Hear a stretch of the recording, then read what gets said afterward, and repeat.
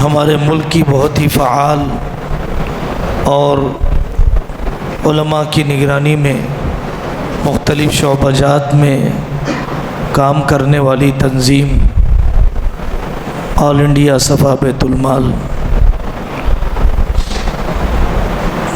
واقعی ملکی سطح پر اچھا نمونہ قائم کیا۔ بہت ہی آسان انداز میں علماء کے لیے کس طریقے سے کام کیا جائے، اسکریپ کے ذریعے سے کیسے کام کیا جائے، سروے کرنے کا طریقہ کیا ہو، حساب کتاب کی شفافیت کیسے ہوتی ہے، خدام دین کی باہمی امداد کی شکلیں کیا ہو سکتی ہیں، عورتوں کو معاشی اعتبار سے خود کفیل بنانے کے لیے کیا تدابیر اپنائی جائیں، اس طرح کے بہت سے جزیے ہیں جو صفا بیت المال نے کیے ہیں اور مسلسل کرتا ہی رہتا ہے۔ حضرت مولانا غیاث احمد رشادی صاحب ہماری ہمت افزائی کے لیے اور اس کار خیر میں حصے کے لیے تشریف لائے ہیں۔ اصل تو یہ طے تھا کہ ایک محاضرہ ان کے صاحبزادے محترم خلف رشید مولانا عبدالمہیمن قاسمی صاحب کے ذریعے سے دلوایا جائے، لیکن موقع نہیں بن سکا، انہوں نے معذرت بھی کر دی تھی۔ میں مولانا غیاث احمد رشادی صاحب سے درخواست کرتا ہوں، ویسے بھی وہ وقت کے بہت پابند ہیں اور دوسروں کو بھی پابند کرتے ہیں، 10 منٹ میں ہم لوگوں کو اپنی زندگی کے وہ تجربے جس سے انہوں نے بھی فائدہ اٹھایا اور کرناٹک کے ایک چھوٹے سے علاقے سے نکل کر گلبرگہ، عائشہ نسوان، پھر ملٹ پیٹ کی ایک مسجد اور پھر وہاں سے تصنیف کا ایک بڑا سلسلہ، درس قرآن کا بلا ناغہ اور صفا بیت المال کی کوششیں غیر معمولی انداز میں ملکی سطح پر انجام دی ہیں۔ آپ کی زندگی کے تجربات، کام کرنے کی بنیادی باتیں انشاءاللہ مولانا 10 منٹ میں پیش فرمائیں گے۔ اس کے بعد مولانا خالد بیگ صاحب کا طے شدہ نظام العمل کے مطابق محاضرہ ہوگا۔ السلام علیکم ورحمۃ اللہ وبرکاتہ۔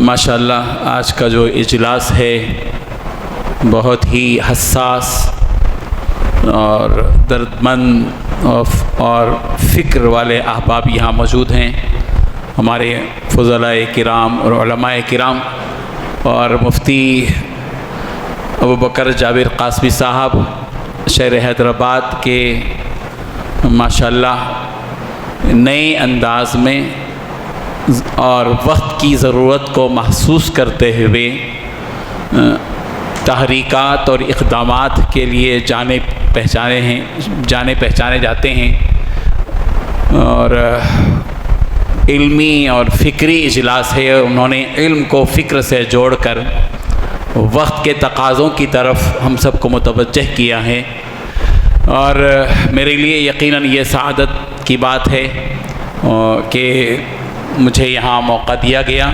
مفتی صاحب نے مجھے حکم دیا تھا کہ آپ آئیں، تو میں استفادے کی غرض سے آیا، اور حضرت مولانا محمد فاروق مدنی صاحب کا بیان سننے کا بھی موقع ملا۔ بہت اچھی باتیں ہم سب کے سامنے آئیں، اور اس کے بعد ایک عبقری شخصیت آپ کے سامنے حاضر ہوگی، اور وہ ملک کے حالات کے اعتبار سے ہم سب کو کیا کرنا چاہیے وہ بتائیں گے۔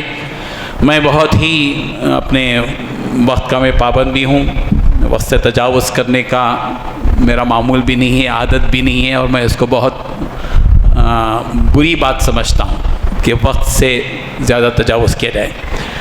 اسی میں میرا 1 منٹ نکل گیا، چلیے 9 منٹ باقی ہیں۔ دیکھیے اس وقت میں ہم سب علماء کرام کو جو جمود عموماً ہمارے ذہنوں میں طاری رہتا، میں الزام نہیں لگا رہا ہوں، مجھے معاف کیجیے، کہ جو جمود ہمارے ذہنوں میں ہوتا ہے، سب سے پہلے اس جمود کو ختم کرنے کی ضرورت ہے۔ مختلف قسم کے جمود ہیں، اس کی تفصیلات کی ظاہر بات ہے کہ اس کا وقت بھی نہیں ہے یہاں پر۔ ملک کے حالات کیا ہیں؟ ایک زمانہ تھا، دیکھیں مفتی صاحب نے یہاں جو کہف الایمان کا جو نام دیا، علمی اور فکری کے ساتھ، اور جو کہف کے کیا ہے، غار ہے، اور غار میں غور ہے، اور علم کو فکر اور غور سے جوڑنا ضروری ہے، اور یہ مفتی صاحب کے غور ہی کا نتیجہ ہے کہ انہوں نے اس کا نام ہی کہف سے جوڑ دیا۔ ہم کو چاہیے کہ اس وقت میں سماج کہاں ہے، ہم کہاں ہیں، کہیں ایسا تو نہیں کہ دونوں کا قبلہ الگ ہو چکا ہے، اس پر غور و فکر کرنا چاہیے، اور بہت ہی حساس انداز میں ایک فکر کے ساتھ مخلوق خدا سے جڑنے کی بات بھی کہی مولانا نے، شیخ الحدیث دامت برکاتہم نے، اور خالق سے بھی۔ ایک طرف ہمارا تعلق خالق سے ہے، لیکن ہم مخلوق سے کٹ کر نہیں۔ پیارے پیغمبر صلی اللہ علیہ وسلم نے دور رسالت میں جو کام کیا ہے، مدنی معاشرہ جو قائم کیا ہے، آپ اس کے جو عناصر ہیں، اس کی جو اساس ہے، اس کی جو بنیاد ہے، اس کو ضرور پڑھیے آپ۔ ہم سیرت کو رسمی طور پر پڑھنے کے غالباً عادی بن چکے ہیں۔ سیرت کا جو عنصر ہے دور رسالت کا، پیارے پیغمبر صلی اللہ علیہ وسلم نے کبھی قوم سے کٹ کر امامت نہیں فرمائی، اور نبوت کے جتنے فرائض آپ علیہ الصلوۃ والتسلیم نے انجام دیے، ان میں قوم کے درمیان میں رہ کر کام کیا۔ اس لیے آپ امام ہیں، اور امام درمیان میں ہوتا ہے، ادھر ادھر نہیں ہوتا ہے، سامنے بھی ہوتا ہے اور درمیان میں بھی ہوتا ہے۔ آپ قوم کے آگے بھی رہیں گے اور قوم کے درمیان میں بھی رہیں گے، جبھی آپ کو قوم کے مسائل سمجھ میں آئیں گے۔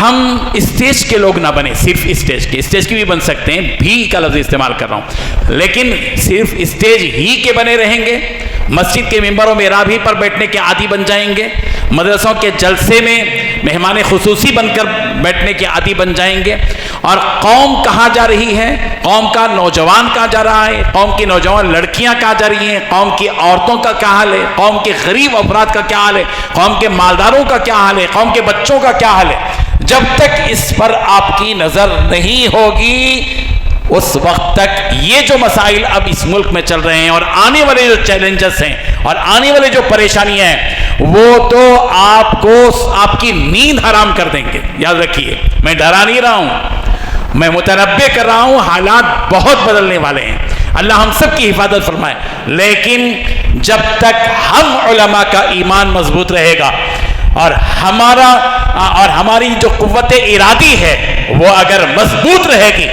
تو انشاءاللہ یہ بیل بھینس جو کام کر رہے ہیں، ان کی کوئی اہمیت اور کوئی حیثیت باقی نہیں رہے گی انشاءاللہ۔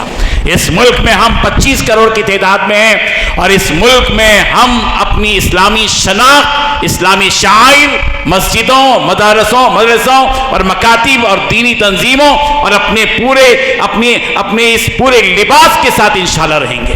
ہماری جمعہ، ہماری عیدین، ہماری قربانیاں، ہمارے عمرے اور ہمارے حج اور ہماری 5 وقتہ نمازیں اور ہماری اسلامی مناسک اور پوری معمولات کے ساتھ انشاءاللہ قیامت تک اس ملک میں ہم زندہ رہیں گے انشاءاللہ۔ کوئی طاقت ہم کو پیچھے لے نہیں جا سکے گی۔ اس بات کو اب دہرانا ہے آپ کو اپنی مجلسوں میں، اور یہ بات یاد رکھیے، جہاں کہیں مایوسی کی باتیں آپ کے سامنے کوئی کرے، آپ اس کا کان پکڑ کے بٹھائیں اس کو، اور سمجھے کہ یہ امت کا قاتل ہے، امت کے لیے یہ شخص بہت ہی مضر اور مہلک شخص ہے، جو مایوسی کی باتیں کرتا ہے، خوف دلانے کی باتیں کرتا ہے۔ نہیں، ہم پوری ہمت کے ساتھ اس ملک میں رہیں گے، اور ہم سب کو اب سماج کے کونے میں بیٹھنا نہیں ہے، بلکہ سماج کے درمیان میں جانا ہے۔ کیا ہو رہا ہے غریب اور سلم علاقوں کے اندر، کیا حالات ہیں، ہم رونے کے عادی بن چکے ہیں، شکیلیت کا فتنہ، فیاض کا فتنہ، فلاں کا فتنہ۔ بھئی ہمارے جیتے جی یہ فتنہ کیوں داخل ہوا؟ ہمارے جیتے جی اتنے علماء ہوتے ہوئے اس فتنے نے اتنی طاقت کیسے پیدا کر لی؟ اس لیے آج تک جو ہوا، آپ سب علماء کرام میدان میں کودیے، سلم علاقوں کے اندر جائیے، آپ جس جگہ امامت کرتے ہیں اس جگہ کی ہر گلی سے، ہر گلی کے ہر فرد سے، چاہے وہ شرابی ہو، کبابی ہو، فاسق ہو، فاجر ہو، نکما ہو، اور معاشرے کا بالکل آخری آدمی ہو، اس سے بھی آپ کا پورا تعلق ہونا ہے۔ آپ للمسجد امامہ بننے کی کوشش مت کیجیے، بلکہ آپ للناس امامہ بننے کی تحریک پیدا کیجیے۔ اس وقت میں چیلنجز ہیں ہمارے سامنے، وہ یہ کہ ہم سب کو جو آج بہت باتیں کی جا رہی ہیں ارتداد کی اور لڑکیوں کی باتیں کی جا رہی ہیں، ان کو زیادہ ہوا سوشل میڈیا پر مت دیجئے، اس میں ہماری بدنامی ہے، بلکہ علاج کیجئے کہ سلم علاقوں کے اندر بالخصوص اور عورتوں اور لڑکیوں کے لیے ان کو دین سے جوڑے رکھنے کی کیا تدبیریں ہو سکتی ہیں، مکاتب ہو، مراکز نسوان ہو، جو بھی ہو آپ کام کیجئے۔ دوسرا کام یہ کہ ہمارے مدرسوں میں جو بچے پڑھتے ہیں وہ ظاہر بات ہے کہ وہ 2.5%، 3% ہیں امت کے، لیکن وہ جو 90% سے زیادہ طبقہ ہمارے مسلم بچوں کا ہے، ان تک دینداری پیدا کرنے کی آپ فکریں کیجئے۔ وہ اسلام، ان کے اندر اسلام پیدا کرنا، ان کے اندر سیرت نبوی پیدا کرنے کے لیے آپ اسکولوں میں جائیے۔ آپ اسکولوں سے کٹ کر مت رہیے۔ آپ کے اندر جھجک نہیں ہونی چاہیے کہ میں پرنسپل سے کیسے ملوں، کرسپنڈنٹ سے کیسے ملوں، وہاں کے ذمہ دار سے کیسے ملوں۔ کودیے میدان میں، اسکولوں کے درمیان میں جائیے، ذمہ داروں سے ملاقات کیجیے، کہیے کہ ہم آپ کے 200، 400، 500 بچوں کے درمیان میں ہفتے میں ایک دن آئیں گے، 1 گھنٹہ نبی رحمت صلی اللہ علیہ وسلم کی بات کریں گے، اور اگر وہ سیرت سے چڑھتے ہوں تو مورل سائنس کا نام دیجیے، اخلاقی باتیں ان کے درمیان میں کیجیے، آپ کی ذمہ داری ہے۔ آپ اگر ان 90 اور 92 یا 95 یا 97% جو بچے، اسکولی بچے مسلمانوں کا ایک بڑا طبقہ ہے، ان کے اندر نہیں رہیں گے، ان کے اندر نہیں جائیں گے، ارتداد یہاں سے پھیلے گا، وہ دین سے دور ہوتے چلے جائیں گے۔ اس لیے اور اپنے محلے کی گلی گلی میں آپ چل کر جائیے۔ اب اسٹیج کا موقع نہیں ہے، آپ بستی میں جائیے۔ آپ کے وقار کے خلاف نہیں ہے یہ بات کہ آپ یہ سمجھے کہ میں بڑا باوقار آدمی ہوں، امام ہوں اور فلاں ہوں، عالم ہوں، نہیں ہے۔ آپ جب تک نہیں جائیں گے ان سلم علاقوں کے اندر، آپ نکڑوں میں جائیے، بازاروں میں جائیے، کھڑیے آپ، اور فٹنس اور جو جہاں پر جم ہے وہاں جائیے، اور جہاں جہاں بھی نوجوان طبقہ اور لوگ ہوں ان سے 2 ملاقات کیجیے، انفرادی ملاقات کیجیے، ان کے ذہن سازی کیجیے، ان کے پرابلم کو سمجھیے، تو انشاءاللہ بہت بڑا کام ہوگا اسکولوں میں دینداری لانے کے سلسلے میں۔ ہمارے درمیان میں ایک بہت بڑی شخصیت جن کا تعارف میں نے کہا عبقری شخصیت الحمدللہ جو تعلیمی میدان میں کام کر رہے ہیں ہمارے درمیان میں ہیں، ان کے تجربات کے درمیان میں میں حائل نہیں ہو سکتا۔ میرا وقت غالباً ختم ہوا ہے یا 1 منٹ باقی ہے۔ میں آپ تمام سے درخواست کرتا ہوں کہ موجودہ حالات کیا ہیں، تقاضے کیا ہیں، ان تمام کو سرچ کیجئے، ان کے درمیان میں پہنچیے، لوگوں سے قریب ہو جائیے اور ان سب کے امام بنیے، ان کے درمیان میں رہیے۔ سماج الگ رہے گا، آپ الگ رہیں گے تو یہ علاج نہیں ہو سکے گا۔ آپ کو سماج میں کے درمیان میں جانا پڑے گا، لوگوں کے مسائل کو سننا پڑے گا، ان کے علاج کی تدبیریں کرنی پڑیں گی، اور جب تک آپ اس کے لیے ذہنی طور پر تیار نہیں ہوں گے تو ملک کے چیلنجز کا آپ مقابلہ کرنے کی اپنے اندر اہلیت ہرگز نہیں پائیں گے۔ اللہ تعالی ہم سب کو عمل کی توفیق عطا فرمائے۔ میں مشکور ہوں، ممنون ہوں حضرت مولانا مفتی ابوبکر جابر قاسمی صاحب کا کہ انہوں نے مجھے آپ کے سامنے بٹھا دیا، اور حقیقت میں اس کا اہل نہیں ہوں۔ اللہ تبارک و تعالی انہیں جزائے خیر عطا فرمائے۔ انشاءاللہ آپ کے سامنے حضرت مولانا خالد بیگ ندوی صاحب جن سے استفادے کے لیے میں خود بھی آیا ہوں، انشاءاللہ ہم سب استفادہ کریں گے۔ وجزاکم اللہ خیر الجزاء۔ میرا وقت ختم ہوتا ہے۔ دا میسج میڈیا چینل، اس چینل پر آپ کو مختلف علماء کرام کے لائیو بیانات، نعتیں، مشاعرے دیکھنے کو ملیں گے۔ اس چینل پر آپ کو مختلف علماء کرام کے اہم اور قیمتی بیانات دیکھنے کو ملیں گے۔ اس چینل پر آپ کو بہت سارے اہم اور قیمتی بیانات کی شارٹ کلپ دیکھنے کو ملے گی۔ اس چینل پر آپ کو روزانہ نئے عنوان پر 1 منٹ کی شارٹ کلپ دیکھنے کو ملے گی۔ ابھی تک اس چینل سے لاکھوں لوگوں نے دینی بیانات دیکھے اور دیکھ رہے ہیں۔ اگر آپ ابھی تک چینل سے نہیں جڑے ہیں تو ابھی دا میسج میڈیا کے تمام سوشل چینلوں سے جڑے، جیسے جوش، موج، انسٹاگرام، فیس بک، یوٹیوب۔ دین کی اہم، قیمتی اور مستند معلومات کے لیے آج ہی دا میسج میڈیا سے جڑے۔ اگر آپ اپنے کسی جلسے یا اجتماع کی معیاری ریکارڈنگ کرانا چاہتے ہیں تو آج ہی ہم سے رابطہ کریں۔ 8309475649